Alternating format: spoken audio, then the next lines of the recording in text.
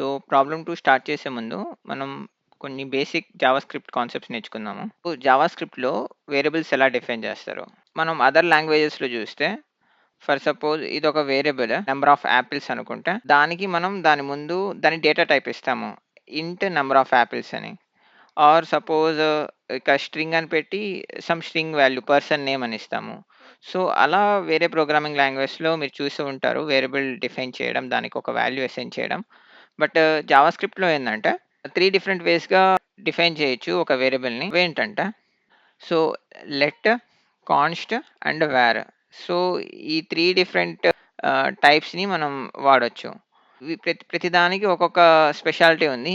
ఒక్కొక్క కేస్‌లో ఒకటి యూజ్ చేస్తాము. అవేంటో గోయింగ్ ఫార్వర్డ్ చూద్దాము. ఈ లెట్ అండ్ కాన్స్ట్ వచ్చేసి వీటిని బ్లాక్ స్కోప్ వేరియబుల్స్ అంటారనమాట. ఎందుకు బ్లాక్ స్కోప్ వేరియబుల్స్ అంటారంటే, ఫర్ సపోజ్ ఈ ఎగ్జాంపుల్ చూసుకుంటే, ఇక్కడ ఇఫ్ ఒక కండిషన్ ఉంది. ఆ కండిషన్‌లో ఒక 2 వేరియబుల్స్ ఉన్నాయి. ఒకటి ఏ, ఇంకోటి బి. బట్ ఒకదాన్ని లెట్‌తో డిఫైన్ చేశారు. ఇంకో దాన్ని వేర్‌తో డిఫైన్ చేశారు. బట్ ఇప్పుడు మనం లాక్ చేయాలనుకోండి.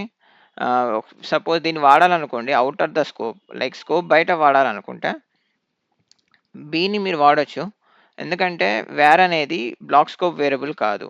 సో, దీని యాక్సెస్ బయట గూడా ఉంటది. సో, అందుకే మీరు దీన్ని బిని కన్సోల్ లాగ్ చేస్తే 20 అనే వాల్యూ వస్తది. But if you do a console log for A, అది ఎర్రర్ వస్తది. ఎందుకంటే అది వితిన్ ద బ్లాకే స్పెసిఫై ఉంది. అక్కడే యాక్సెస్ ఉంటది.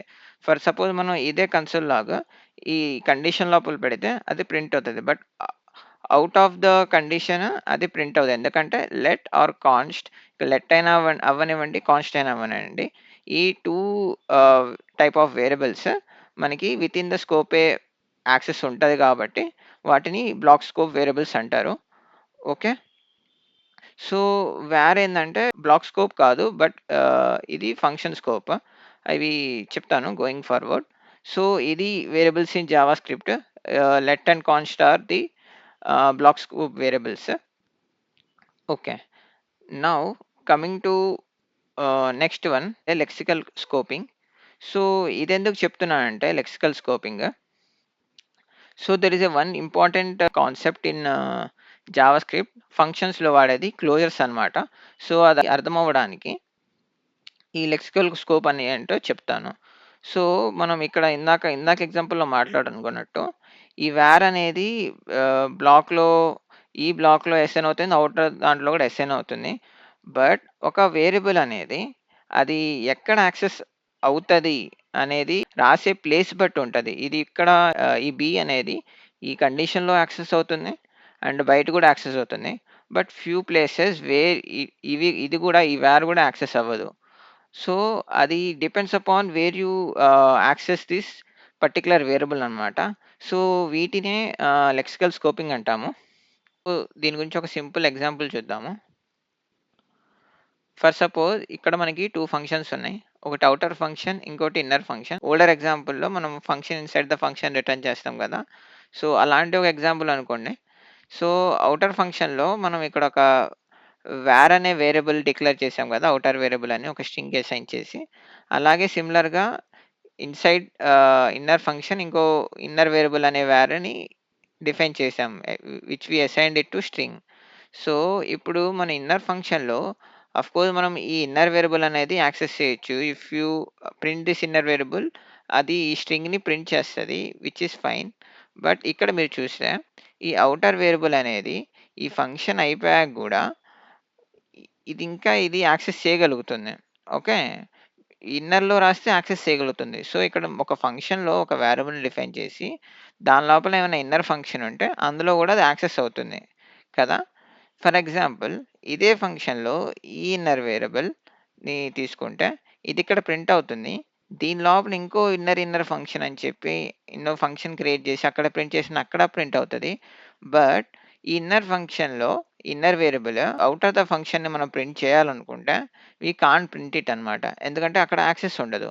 సో, అందుకే ఈ వేర్‌ని నేనిందాక ఫంక్షన్ స్కోప్ అన్నాను. So, out of the function దీనికి యాక్సెస్ ఉండదు. వితిన్ ద ఫంక్షనే ఇది యాక్సెస్ ఉంటది. ఫంక్షన్ ఇన్‌సైడ్ ద ఫంక్షనే యాక్సెస్ ఉంటది. ఇక్కడ మనం బ్లాక్ స్కోప్ లూప్ కండిషన్‌లో ఆ స్కోప్‌లో ఆ బ్లాక్‌లో మనకి ఎలా అయితే లెట్ అండ్ కాన్స్ట్ యాక్సెస్ ఉంటదో ఔటర్ ద బ్లాక్‌లో మనకెలా యాక్సెస్ ఉంటదో సిమిలర్‌గా ఈ ఈ వేర్ అనేది ఫంక్షన్ స్కోప్ ఇది గూడా ఔటర్ ద ఫంక్షన్ అని యాక్సెస్ పోతదనమాట. ఇన్నర్ ద ఫంక్షన్‌కి యాక్సెస్ ఉంటది. So, it depends upon where we access the code అనమాట. సో, ఇక్కడ ఇది డిఫైన్ చేశాము. సో, ఈ డిఫైన్ చేసిన దాన్ని బట్టి దానికెక్కడ యాక్సెస్ ఉంటది. ఇన్నర్ అయితే యాక్సెస్ ఉంటది. ఔటర్ అయితే యాక్సెస్ ఉండదు. సో, ఇదే జావాస్క్రిప్ట్‌లో లెక్సికల్ స్కోపింగ్ అనమాట. నౌ ఇదయిపోయింది. ఇప్పుడు మనం ఇంపార్టెంట్ టాపిక్ మాట్లాడదాం. అదే క్లోజర్స్. ఓకే. సో, క్లోజర్స్ దగ్గరకొస్తే so, why are we discussing all this like variables, ఇంకా లెక్సికల్ స్కోపింగ్ ఎందుకిది డిస్కస్ చేస్తున్నామంటే, మీకు క్లోజర్స్ గురించి కొంచెం సింపుల్ అండర్‌స్టాండింగ్ రావడానికి అవి ఎక్స్‌ప్లెయిన్ చేశాను. సో, క్లోజర్స్ ఏందంటే, ఇప్పుడు మనకి ఫంక్షన్స్‌లో ఈ వేరియబుల్స్ ఔటర్ ఫంక్షన్ నుంచి ఇన్నర్ ఫంక్షన్‌కి యాక్సెస్ అవ్వడం, ఈ లెక్సికల్ స్కోపింగ్ జరగడం. సో, ఈ కాన్సెప్ట్‌ని క్లోజర్స్ అంటారు జావాస్క్రిప్ట్‌లో. మనం ఒక వేరియబుల్‌ని ఎక్కడైతే ఒక ఫంక్షన్ లోపల డిఫైన్ చేస్తామో, అది ఆ ఫంక్షన్ రిటర్న్ అయ్యాక గూడా మనకింకా ఆ ఎన్విరాన్మెంట్‌ని గుర్తుంచుకుంటది. ఒక ఫంక్షన్ అయ్యాక దాని పని అయిపోయిందని కాదు. సో, అది గుర్తుంచుకుంటది. సో, ఆ ఇంటిజర్ సారీ ఆ డేటా టైప్ ఏదైతే మనం ఏమైతే అసైన్ చేస్తామో అవి ఇన్నర్ ఫంక్షన్‌కి గూడా యాక్సెస్ అవుతది. సో, ఇదే క్లోజర్స్. క్లోజర్స్ అనేది ఎందుకు మోస్ట్ ఇంపార్టెంట్ అంటే, మనం చాలా చోట్ల ఈ ఫంక్షనల్ ప్రోగ్రామింగ్ చేస్తాము. In the JavaScript. Main use ఏందంటే దీనికి ఎన్‌క్యాప్సులేషన్. సో, మీరు ఊప్స్ కాన్సెప్ట్ చదివుంటే ఎన్‌క్యాప్సులేషన్ అనే కాన్సెప్ట్ తెలిసుంటది. సో, అవేందంటే డేటా ప్రైవసీ కోసం యూజ్ అవుతాయి. ఫర్ సపోజ్ మనం ఇక్కడైతే ఈ ఎగ్జాంపుల్‌లో మనం ఇక్కడ ఒక వార్‌ని డిఫైన్ చేసాం గదా! అది ఇన్నర్ ద ఫంక్షన్ ఉంది. And this variable is private. Outer the function అవి యాక్సెస్ చేసుకోలేవు. సో, ఇది one of the important OOPs concept. So, this is about the closure. Now let's solve this problem. So, question ఏంటిదంటే, so, ఈ counter అనేది ఒక function. ఎందుకిది function అంటే, ఇది ఒక క్రియేట్ కౌంటర్ అనే ఫంక్షన్ కాల్ చేస్తుంది. ఆ క్రియేట్ కౌంటర్ అనే ఫంక్షన్ ఇంకో ఫంక్షన్‌ని రిటర్న్ చేస్తుంది. సో, ఆ రిటర్న్ అయిన ఫంక్షన్ ఈ కౌంటర్‌కి అసైన్ అవుతదనమాట. సో, ఇప్పుడు ఇది కౌంటర్ ఒక ఫంక్షన్. ఎప్పుడైతే ఈ కౌంటర్‌ని కాల్ చేస్తామో, ఈ ఫంక్షన్ కాల్ చేస్తామో, అది one one after other increase అవ్వాలి. ఏ నంబర్ నుంచి అంటే, మనం ఫస్ట్ ఫంక్షన్ కాల్ ఏదైతే చేస్తామో, ఆ 10 అనే ఇంటిజర్ 10తో ప్రింట్ అయ్యి అలా వన్ ఆఫ్టర్ ద అదర్ మనం ప్రింట్ చేస్తా ఉండాలి. Okay. Okay. This is the question అనమాట. సో, ఇక్కడ మనం ఈ క్లోజర్స్ అనే కాన్సెప్ట్ వాడొచ్చు. ఈ జావాస్క్రిప్ట్‌లో క్లోజర్స్ ఎలా బిహేవ్ చేస్తదంటే, ఫర్ సపోజ్ ఇక్కడ మనం ఏమన్నా ఈ ఔటర్ ఫంక్షన్‌లో మనం ఏమన్నా వేరియబుల్‌ని డిఫైన్ చేస్తే, అది ఫంక్షన్ కాల్ అయిపోయాక గూడా లైక్ ఈ క్రియేట్ కౌంటర్ అనే ఫంక్షన్ కాల్ అయిపోయాక గూడా స్టిల్ ఆ వేరియబుల్‌ని మెమరైజ్ చేస్తది. So, whatever happens in this environment first function కాల్‌లో ఏదైతే జరుగుతదో, సో, అది ఇన్నర్ ఫంక్షన్ అనేది యాక్సెస్ చేయగలదు. So, that is the concept of closures. So, మనం అలా ఆ క్లోజర్స్ కాన్సెప్ట్ తీసుకొని ఈ ప్రాబ్లమ్ ఈజీగా సాల్వ్ చేయొచ్చు. Okay. So, how we do this అంటే, మనకేందంటే ఈ ఫంక్షన్ కాల్ అయిపోతది. ఈ ఫంక్షన్ కాల్ అయిపోయాక గూడా ఈ నంబర్‌ని మనం యాక్సెస్ చేయగలగాలి. So that we can increase the number one after the other కదా! మనం ఇక్కడ n అనే దాన్ని ఇంక్రీజ్ చేస్తా ఉండాలి one after the other. n plus 1 ఇలా మనం ఇంక్రీజ్ చేస్తాం గదా! సో, అలా ఇంక్రీజ్ చేయంగాల్నే ఇలా nని రిటర్న్ చేస్తాం అనుకుంటాము. But this will give you A wrong output అనమాట. ఎందుకంటే, మనం ఇలా ఇంక్రీజ్ చేశాక రిటర్న్ చేస్తున్నాము. సో, మనం nతో స్టార్ట్ అవుతున్నాం గదా! ఏదైతే కాల్ అవుతుందో అది 10+1 సో, 11గా ఇంక్రీజ్ అయ్యి 11 నుంచి మనం రిటర్న్ చేస్తా ఉంటాము. So, for suppose let's execute this. Common mistake చేస్తా ఉంటారు when you are running for the first time. So, ఇక్కడ మీరు చూస్తే అవుట్‌పుట్ 11, 12, 13 నుంచి స్టార్ట్ అవుతుంది. And even the other test case -2 నుంచి అంటే -1 అలా స్టార్ట్ అవుతుంది. -2 స్టార్ట్ అవ్వాల్సింది -1 స్టార్ట్ అవుతుంది. 10 నుంచి స్టార్ట్ అవుతుంది. 11 నుంచి స్టార్ట్ అవుతుంది. సో, ఇక్కడ ఏందంటే సింపుల్‌గా ఇది ఇంక్రీజ్ ఫస్ట్ మనం ఏం చేయాలంటే రిటర్న్ చేయాలి. దాని తర్వాత దీన్ని ఇంక్రీజ్ చేయాలి మనం. So, how we do this? Simply మనం ఏం చేస్తామంటే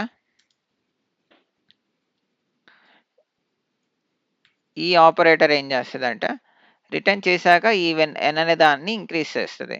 సో, ఇది సింపుల్ థింగ్. సో, ఇక్కడ మీకు కొంచెం అంత అండర్‌స్టాండింగ్ రాకపోయినా క్లోజర్స్‌కి కమింగ్ ప్రాబ్లమ్స్‌లో క్లోజర్స్ అనేది బాగా వాడతారు.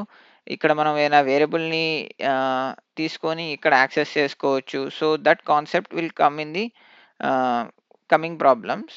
సో, ఇప్పుడే ఎందుకు ఎక్స్‌ప్లెయిన్ చేశా అంటే still you will have some understanding. So, ఎలా ఈ వేరియబుల్ ఈ ఎన్ అనే వేరియబుల్ లోపల ఎలా యాక్సెస్ అవుతుంది అని చెప్పడానికి నేను లెక్సికల్ స్కోపింగ్ ఇంకా క్లోజెస్ అనే కాన్సెప్ట్ బ్రీఫ్‌గా ఎక్స్‌ప్లెయిన్ చేశాను. గోయింగ్ ఫార్వర్డ్ క్లోజెస్ ఎంత యూజ్‌ఫుల్ అవుతదో, like how it will be useful in real time applications అనేది కూడా చెప్తాను. సో, ఇది ఫంక్షనల్ ప్రోగ్రామింగ్‌లో క్లోజెస్ అనేది కొంచెం key concept. We are able to access N in the inner function and మనం ఇంక్రీజ్ చేయగలుగుతున్నాం. So, ah, now let's run the code. Okay. ఇప్పుడు మీరు చూస్తే one after the other increase అవుతుంది. Okay. This is done. Now let's submit this. Okay. Accepted. So, problem solved. Next ప్రాబ్లమ్‌కెళ్దాం.